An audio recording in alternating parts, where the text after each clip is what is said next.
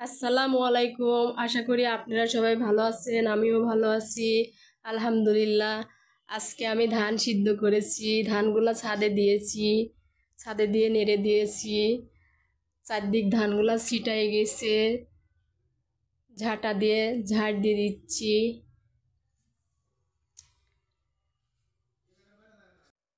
গ্রামে ছোটবেলায় দেখতাম মারা ছোটবেলায় কত ধান সিদ্ধ করতো, সেই ধান নিয়ে আমরা ছিটাতাম, খেলা করতাম, বকা দিত।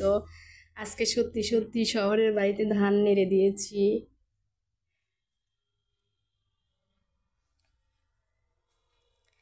প্রচণ্ড গরম, রোদ পড়ছে, ছাদে পা দেওয়া যাচ্ছে না, রোদে পা পুড়ে যাচ্ছে।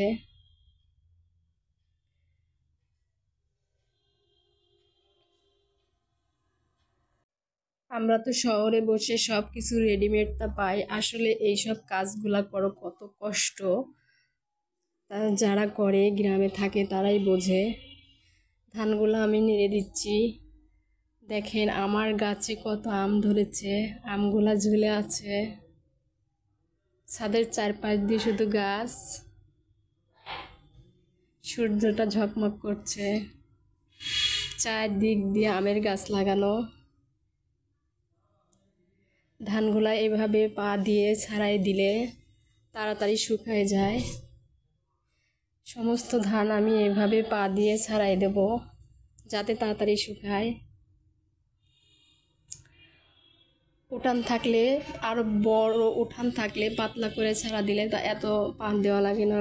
ছাদে তো জায়গা কম, এই জন্য পা দিয়ে ছাড়াই দিতে হয়, আর আমি ঘন ঘনই পা দিয়ে ছাড়াই দিচ্ছি। এদিকে গরমে ঘেমে যাচ্ছি, প্রচণ্ড রোদ, রোদে তো মনে হচ্ছে আমি পুড়ে যাচ্ছি, খুব গরম লাগছে।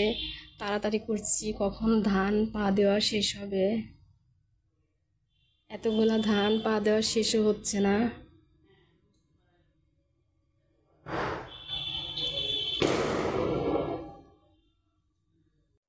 শহরের বাড়িতে ছাদে ধান শুকাচ্ছি। আপনারা যারা আমার ভিডিওগুলো দেখেন এখনও সাবস্ক্রাইব করেন নাই, প্লিজ আমার চ্যানেলটা সাবস্ক্রাইব করে দেবেন, লাইক কমেন্ট শেয়ার করে দেবেন।